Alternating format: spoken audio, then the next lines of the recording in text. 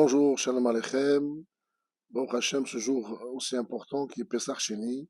Nous allons démarrer le premier péril du Rambam. Vous savez qu'on a fait le Sioum, ça fait 2 semaines exactement. Et on a démarré le Rambam à nouveau. On avait fini le 42e cycle, la 42e année. Pour ceux qui faisaient 3 chapitres par jour. Donc c'était tous les ans. Et pour ceux qui ont fini aussi, ils faisaient 1 chapitre par jour, c'est tous les 3 ans. Et pour le 42e cycle, la 42e année, c'était les deux en même temps. Donc là, on repart tous ensemble pour 1 chapitre par jour, Bezat Hashem. On va demander à Dieu de nous aider pour qu'on essaie de faire tout entier, Bezat Hashem. Donc 1 chapitre par jour. Et aujourd'hui, c'est le premier chapitre. Ilchot Yesod Torah.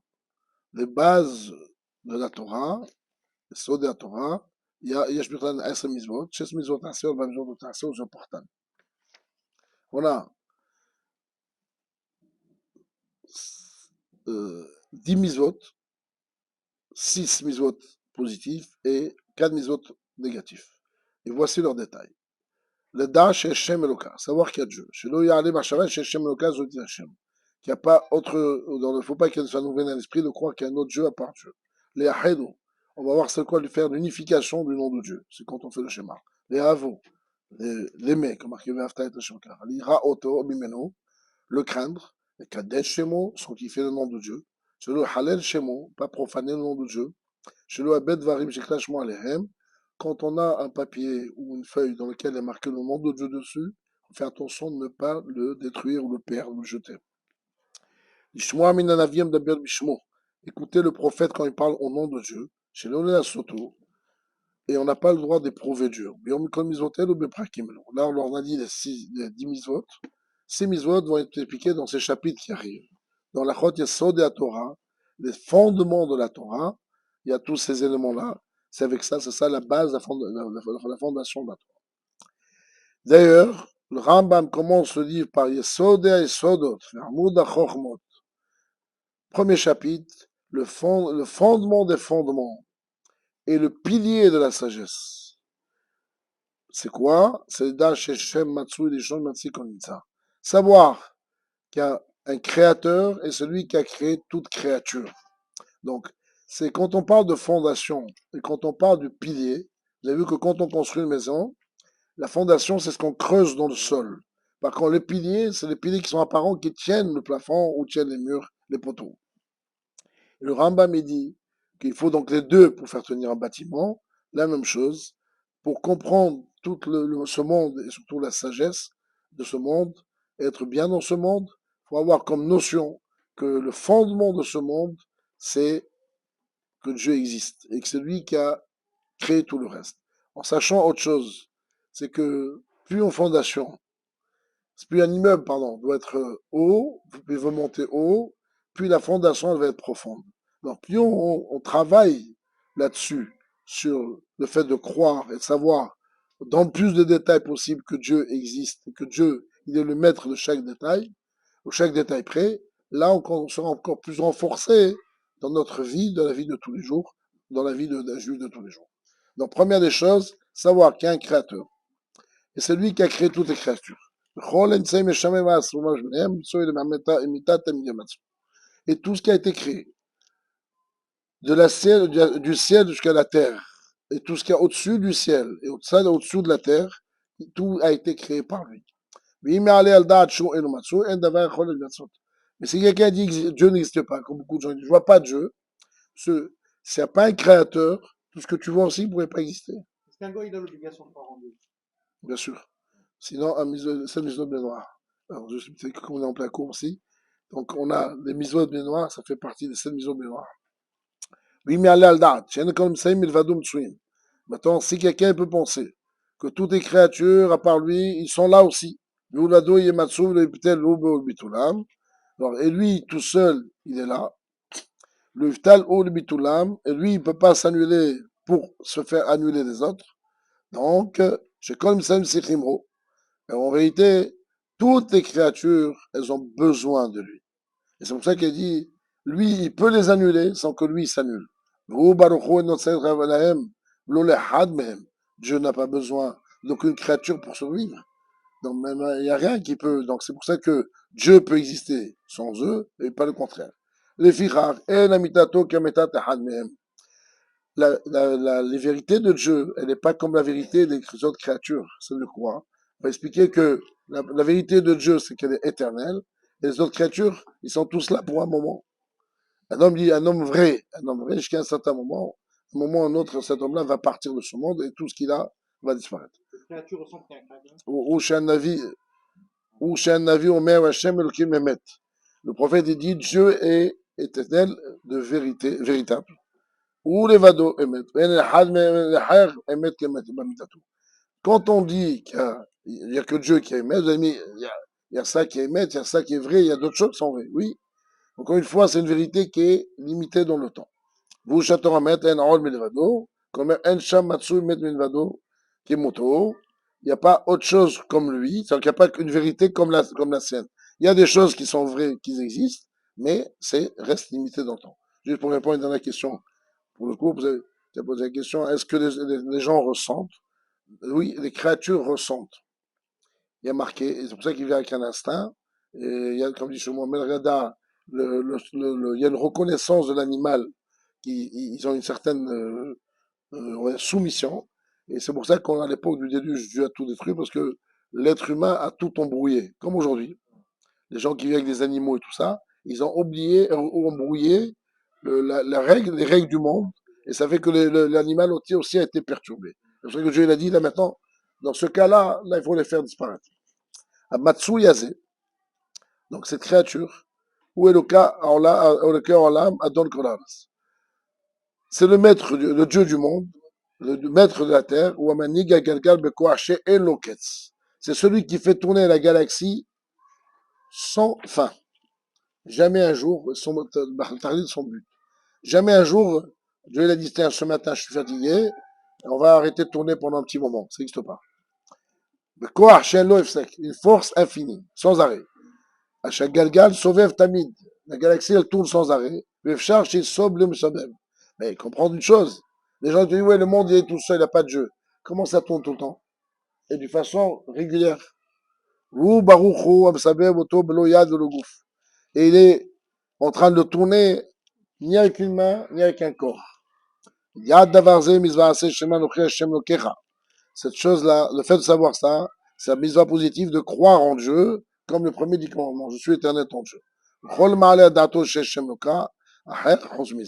Tout celui qui pense à un autre Dieu, une autre force à part ça, il transgresse le deuxième commandement, les 10 commandements, comme quoi, il n'y a pas d'autre Dieu.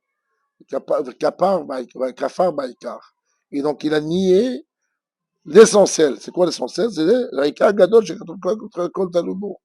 ce principe qu'on a dit tout à l'heure, de croire qu'il y a Dieu, qu'il n'y a pas autre chose que Dieu, et celui qui a la force, et la puissance et la vie du monde entier, c'est la base essentielle, c'est le fondement, c'est les fondations du peuple juif, c'est le pilier du peuple de la sagesse. Et le kazé est hadou. Il y a un seul Dieu. Il n'y a pas ni deux ni plus, un seul. Quand on dit il y a un seul, il y a aussi chaque être humain est un seul pour soi. Et on a des milliards d'êtres humains, mais il n'y a pas deux les mêmes. Il n'y a pas deux qui ont les mêmes empreintes. Donc chacun est unique, mais ce n'est pas la même chose. D'abord, quand on dit un, ça n'englobe pas autre chose avec soi, avec lui. Quand tu dis un seul corps, mais dans le cœur en soi, dans le corps, il y a plusieurs étapes. Tu ne vas pas comparer les pieds et la tête. C'est le même corps, c'est vrai, mais c'est deux mondes. On ne comprend pas l'unification de Dieu. Il n'y a que Dieu qui est comme ça.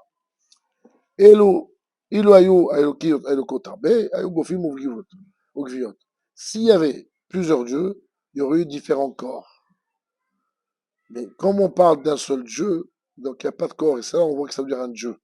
Parce que si c'était des créatures qui avaient une certaine puissance limitée dans le corps, c'est plus, pour nous, c'est pas des dieux.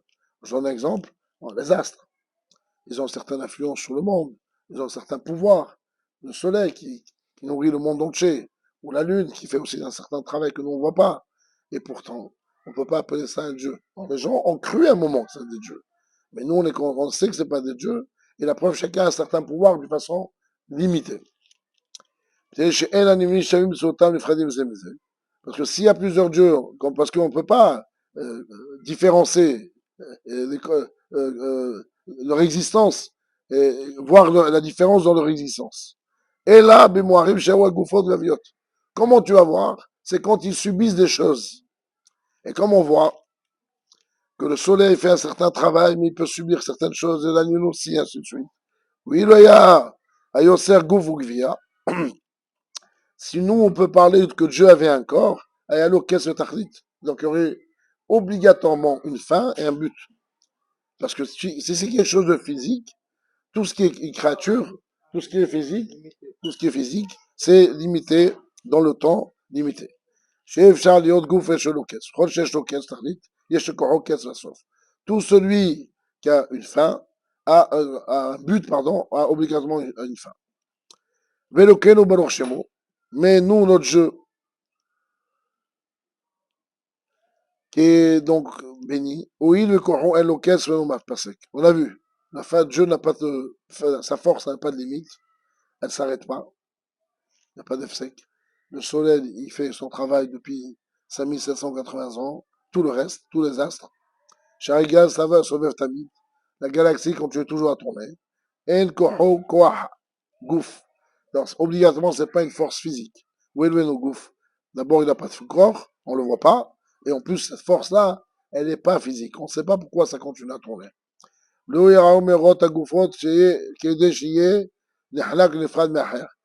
il ne subit pas le corps de ces éléments pour qu'ils soient différents des autres.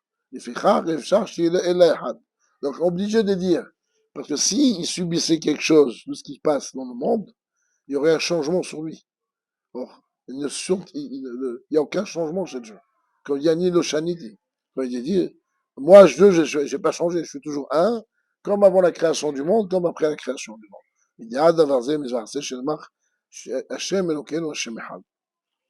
savoir ça, c'est une mitzvah, la mitzvah de savoir qu'il y a notre Dieu, il est unique. Alors, une fois, je m'attends,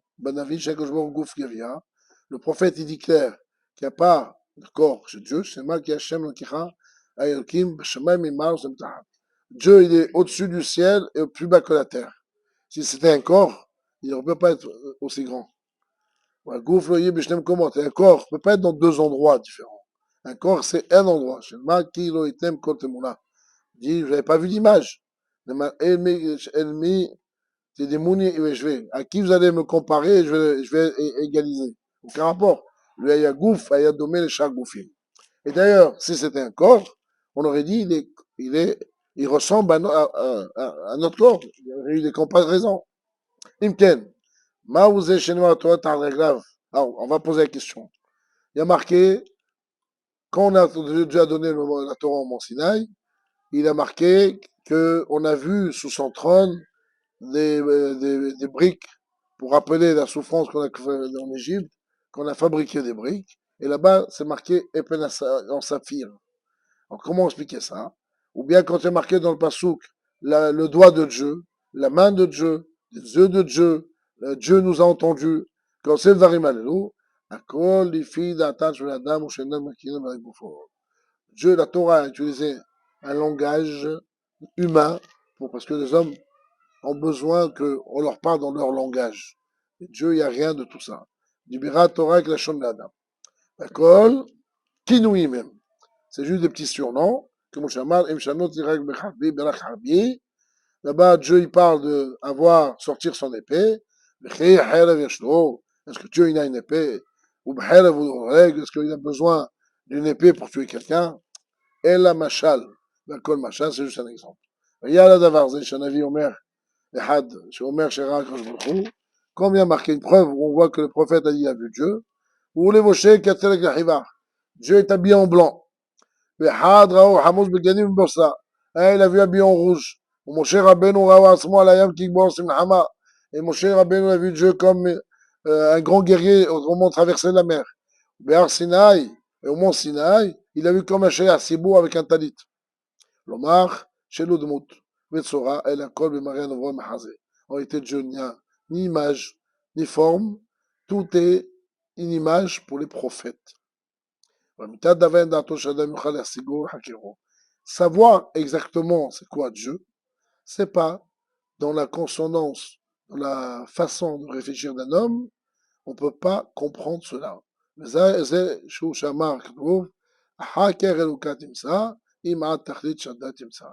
Tu dois savoir que si tu recherches Dieu, tu vas trouver. Même si tu atteins le niveau, donc même Shakai, tu peux comprendre certaines parties de Dieu, mais tu peux pas comprendre exactement ce que c'est Dieu. Alors, qu'est-ce que mon cher Rabbeinu a dit à Dieu? Montre-moi ton kavod. ביקש לה מידת הימצאו של ברוך הוא עד שיהיה ידוע בליבו כי מדעת אחד מן האנשים שפניו נחקק על סותרו בכמו. Moshe Rabbeinu a dit à Dieu, s'il te plaît, laisse-moi te comprendre. De façon, montre-moi comment tu es, quoi. Comment comme un homme, je veux te comprendre.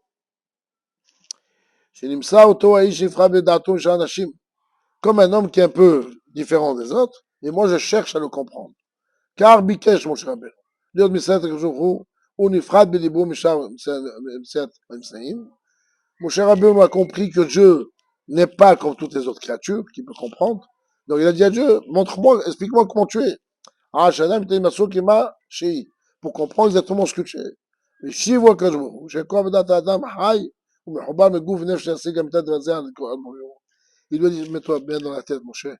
Un homme, tant qu'il est vivant, il ne pourra pas comprendre comment je suis. On peut comprendre des choses, certes, et le reste, on le comprendra après qu'on a quitté le corps physique. Le Dieu Baruch Mashwada Adam Lefanaou Lada Harav. Et Dieu lui a fait savoir quand même à Moshe Rabbeinu, le Dieu Baruch Mashwada Adam Lefanaou Lada Harav, comme quoi tout ce que personne n'a su avant lui et personne ne saura après lui. Ça, Moshe Rabbeinu a quand même compris des choses merveilleuses. Ah, Chisig Mamitat Maswa Davar, celui qui a compris quelque chose de lui, chez les frères de Baruch Bidato, Shamsem Kushpaïd Haminashim Shekha Ahwav. Il a compris que Dieu est tellement différent, mais qu'est-ce qu'il a compris alors? Il a compris comme quelqu'un que tu vois par derrière. Tu sais pas qui il est, mais tu imagines comment il est par le fait que tu as vu par derrière comment il est. Mais Sig, Kol Gufo Malbushu Bedato, Misha Anashim. Il dit, tu as compris ce monsieur par ses habits, par sa façon de se comporter, par sa façon de faire, sans que tu vois la personne que tu as en face de toi. C'est quoi l'exemple? Il a pris le pasouk, par exemple, l'explication. Il a dit, Upana lo iraou. Ma face, lo iraou. Par le lo, tu pourras la comprendre. C'est-à-dire quoi? Moi, si je veux expliquer à quelqu'un ce que c'est un livre, le monsieur n'a jamais vu ce que c'est un livre de sa vie. J'écoute, un livre, c'est pas ni une table, ni une chaise, ni. Et je commence, ni un banc, ni une bibliothèque, ni. Et à la fin, je dis, ah, tu arrives à comprendre maintenant, je t'ai enlevé 1000 choses de la tête, tu commences à savoir un petit peu ce que c'est un livre. Même chose. Je vais dire à mon cher Rabbeinu, comme ça, je t'expliquer qui je suis, tu n'y arriveras pas, mais je vais t'expliquer qu'est-ce que je suis pas, et là, tu vas tout enlever, tout dénombrer, jusqu'à arriver à me comprendre qui je suis. Donc, l'opéroud, l'omakom, donc Dieu chez Dieu, il n'y a pas de séparation. Attendez, je peux juste sauter une page.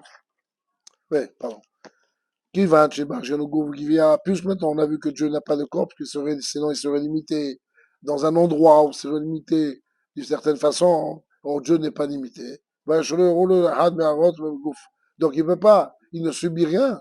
C'est pas comme un corps qui subit des changements. Il vieillit, et à un certain âge il grandit, ni vieillit, ni rien. Le hibour, donc il se rattache à rien. Le piroud, il n'y a pas de séparation chez lui. Le makom, il n'a pas d'endroit. Le mida, il n'a pas de mesure. Le halila, le harida, ni on monte, ni on descend, ni à droite, ni à gauche. Le panim, le hor, il n'y a pas ni la face, ni le dos. Bon. Le ishiva, le hamida, on ne peut pas parler ni de s'asseoir, ni de se mettre debout. Et oui, il n'y a pas autre chose, il n'est pas limité dans le temps, parce que sinon, si tu vas dire il y a un début, il y a une fin, il n'y a pas de début, il n'y a pas de fin chez lui, et il n'y a pas de deux non plus. Mais non, Mishtane, il ne change pas. C'est l'autre d'avoir chez Grand Chinou. Pourquoi? Parce que tout ce qui se passe dans le monde, tout ce qui se passe autour de nous, ne le touche pas. Il est bien au-dessus de tout ça. Velo lo mavet. Velo hayim, hayagouf hay. il n'est pas mortel, il n'a pas de vie comme nous. Le sikhlout, pas de bêtises. Le hokma, pas de la hokma. Le hokma, c'est shahram. Comme on dit, Dieu, la hokma, quand on parle de la hokma de Dieu, elle n'est pas comme la nôtre, c'est incomparable. Et ça n'a pas du tout la même notion. L'oshena, il ne dort pas, il ne se réveille pas. Il n'y a pas de colère, il n'y a pas de rigolade, il n'y a pas de joie, il n'y a pas de tristesse, il n'y a pas de silence, il n'y a pas de parole. C'est quelle parole? Pas une parole comme la nôtre. Car le orf le épouille. Il n'y a pas en haut, ni le haut dans le ciel, ni s'asseoir, ni rester debout. Il n'y a pas de donner le dos, il n'y a pas de fatigue. Sinon, s'il y aurait une chose de tout ça, c'est encore, c'est limité. Or, Dieu, il n'est pas limité. Oui, דבר כן, כל הדברים האלה כל כן, בהם שמעו התורה דברים, הכל משל מצלם. Donc, chaque fois que la Torah parle de quelque chose, c'est juste un exemple ou une appellation.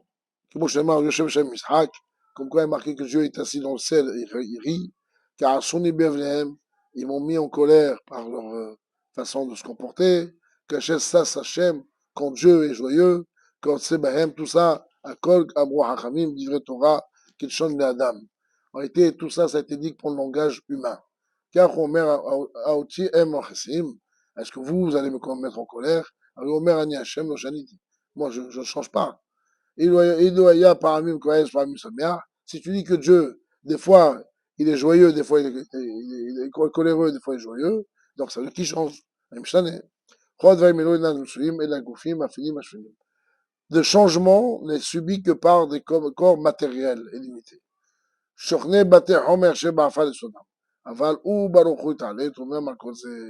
Tout ce qui est l'être humain qui réside dans des maisons physiques, oui, lui subit des conséquences.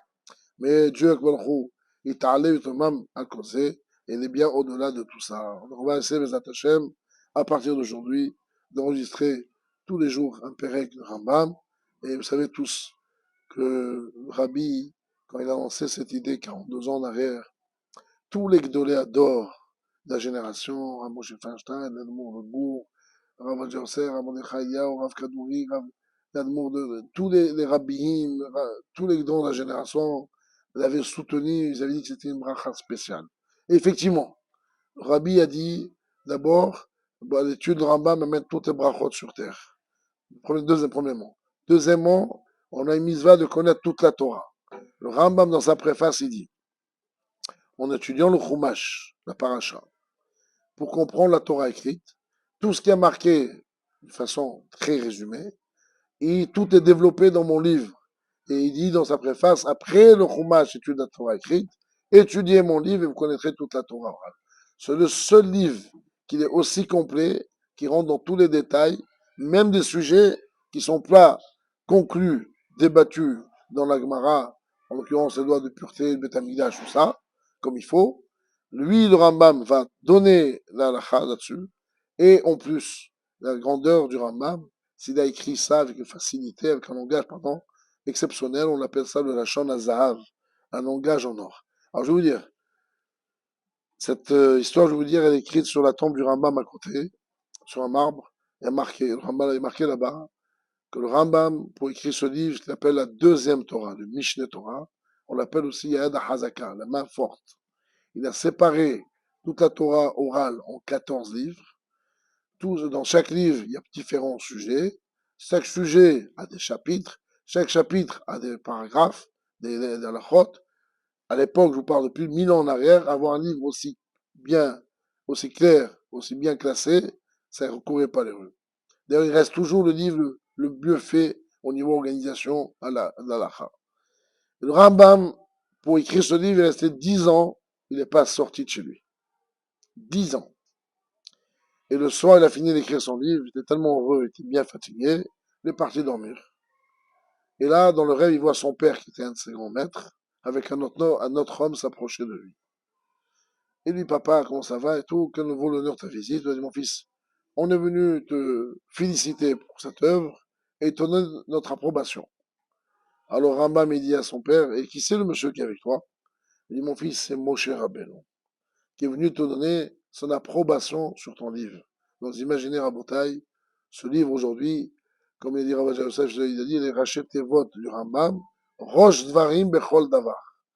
Tous les gens, quand ils sont dans les shivot, les rosh shivot, les rabbanim importants, quand ils veulent débattre d'un sujet d'Alacha, la première référence par laquelle on commence toujours, le Rambam a dit. Donc, il est important qu'on ait une connaissance générale, surtout qu'il y a marqué que celui qui n'a pas étudié toute la Torah, il va être obligé de descendre sur terre. Or, avec le Rambam, comme dit lui-même dans la préface, tu connais toute la Torah orale. Donc, Bezrat Hashem, que Dieu nous aide. On démarre aujourd'hui le premier chapitre, en faisant tous les jours un chapitre. Au bout de 3 ans, un peu moins de 3 ans, on aura fini toute la Torah orale et on pourra comprendre un peu mieux les choses et on pourra mériter avec ça la Géoula Shema. Amen. Léon, est-ce que Dieu a regretté